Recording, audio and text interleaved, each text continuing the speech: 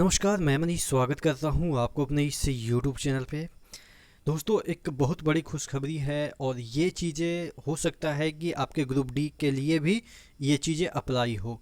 कहने का मतलब ये है कि आप देखेंगे कि फिफ्थ लेवल का अभी तक डीवी का लिस्ट नहीं निकाला गया है एनटीपीसी में।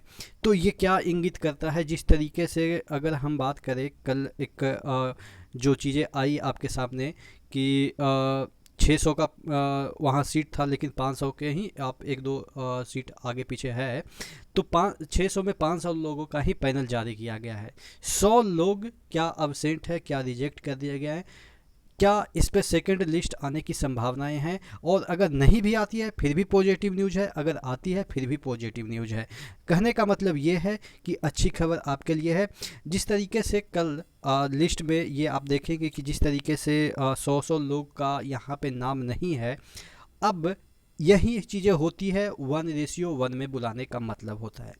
आप जब देखेंगे कि 1:1 का अगर हम बात करें कि लिया जाएगा, कॉल किया जाएगा, तो इसी तरीके के यहाँ पे तो आप देखेंगे कि 100 लोग कम पहुँचे। अगर ग्रुप डी में 5,000 लोगों को बुलाया जाता है तो यहाँ पे पहुँचेंगे कितना, 3,000, 2,500, या हो सकता है कि 4,000 मैक्सिमम पहुँच पाएँ। हज़ार लोग नहीं पहुँच पाएंगे। तो इसका पीछे का वजह क्या है वो पहले जान लेते हैं और उसके बाद और भी चीज़ों पे हम डिस्कस करेंगे। सबसे पहले तो देखिए, जो बच्चे यहाँ पे एएसएम बन रहे हैं, क्या उनके पास इतनी क्षमता नहीं है कि वो सीजीएल निकालें? ऑब्वियस है, कुछ बच्चे निकाले ही होंगे।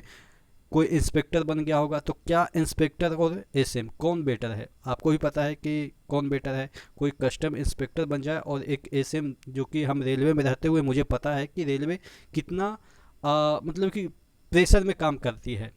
ठीक है, और देखिए यहाँ पे क्या है ना कि आप 2 घंटा मगजमारी नहीं कर सकते हैं, लेकिन एसएससी के कोई भी जॉब में लगभग मगजमारी कर सकते हैं, क्योंकि आज अभी नहीं तो 1 घंटे बाद वो काम कर सकते हैं। लेकिन रेलवे में ऐसा नहीं है, क्योंकि रेलवे में आप समझ सकते हैं कि किस तरीके की परेशानी है। तो आप कोई भी पोस्ट पे हैं यहाँ पे तो आपको ड्यूटी लेगा ही लेगा। और इसी वजह से लोग प्रीफर करते हैं कि अगर ना है तो रेलवे सही है, कोई जॉब नहीं है तो। लेकिन अगर आपके पास ऑप्शन है तो दूसरा ऑप्शन आदमी जाता है। तो सीजीएल का कोई ऑडिटर बन गया होगा, कोई बन गया होगा, आपको मैं बताएं जीएसटी इंस्पेक्टर बन गया होगा, तो अच्छे अच्छे पोस्ट पे चले गए होंगे। वो लोगों ने स्किप किया होगा, पक्का है। और उसके बाद कोई यूपीएससी भी निकाल लिया होगा। ऐसा तो नहीं है कि रेलवे के लिए नहीं अप्लाई करते हैं। कोई यूपीएससी भी निकाल लिया होगा, कोई स्टेट पीसीएस निकाल लिया होगा, कोई अपना होम स्टेट चला गया होगा।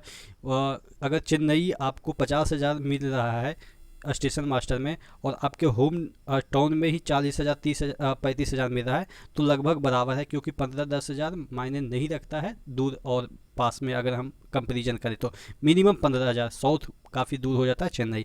तो इस तरीके से, इस वजह से यहाँ पे 100 लोग अब्सेंट भी हुए होंगे। कुछ उसमें मेडिकल में रिजेक्ट हुए होंगे, लेकिन मेडिकल में बहुत कम ही लोग रिजेक्ट हुए होंगे, क्योंकि ऑलरेडी मेडिकल का सर्टिफिकेट लेके गए थे साइको का एग्ज़ाम देने। तो मेडिकल में चांसेस कम ही है कि रिजेक्ट हुए होंगे, अब्सेंट की संभावनाएं ज़्यादा है।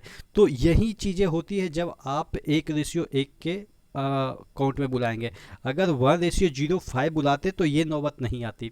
लेकिन कोई बात नहीं, जो रूल है जो रूल है। हम ये नहीं कर रहे हैं कि रूल चेंज कर दो या क्या कर दो, हम सिर्फ मुद्दे की बात कर रहे हैं कि इसी तरीके की परेशानी रेलवे को और भी झेलनी पड़ेगी। और ग्रुप डी में तो ये लगभग झेलनी पड़ेगी, हर एक जोन में झेलनी पड़ेगी। और यहाँ पे तो आपके 17% के अराउंड बच्चे एबसेंट हुए ना, या जो भी है लिस्ट पैनल में नहीं नाम है।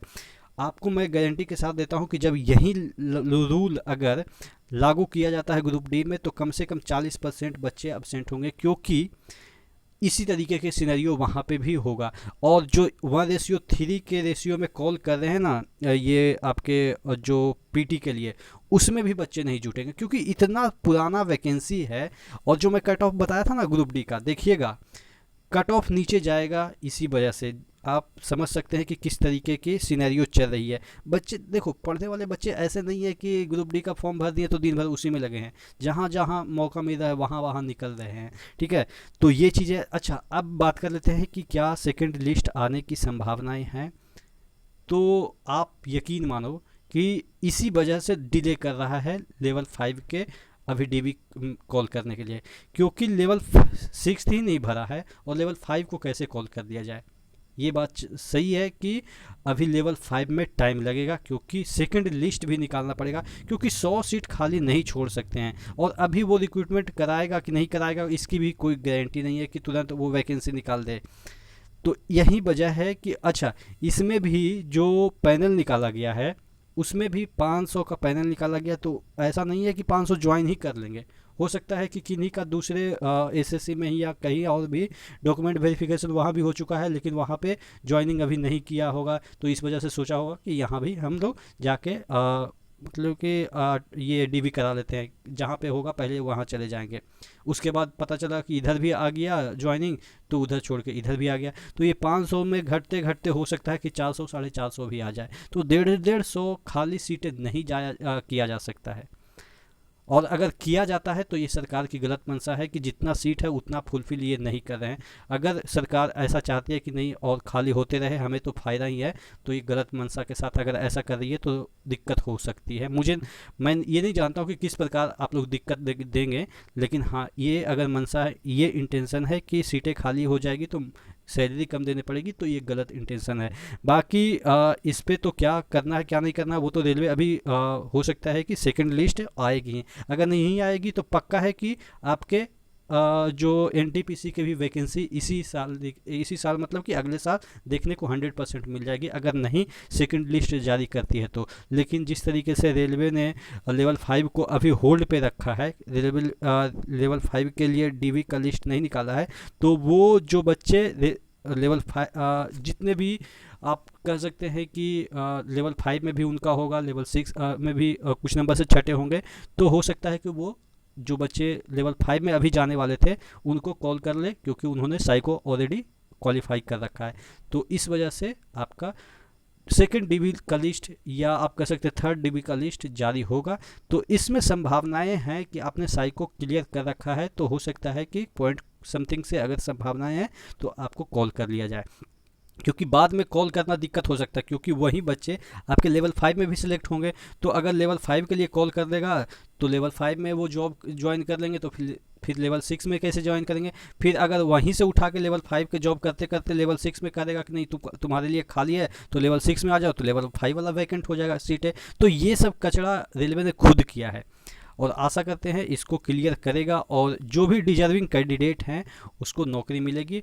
और जिस तरीके से 100 150 लोगों का पैनल में नाम नहीं आ रहा है, हो सकता है उसमें से 10-20 ऐसे भी होंगे जिनका कि रीमेडिकल दे दिया होगा, तो रीमेडिकल के लिए कुछ समय लगता है, 15 दिन 20 दिन का समय लगता है। तो उसके बाद वो सेकंड लिस्ट जारी करे कि कुछ बच्चे जो रीमेडिकल के लिए अप्लाई किए होंगे या जो भी रीमेडिकल के लिए खुद रेलवे ने सजेस्ट किया होगा, तो उसके बाद वो सेकंड लिस्ट निकाले।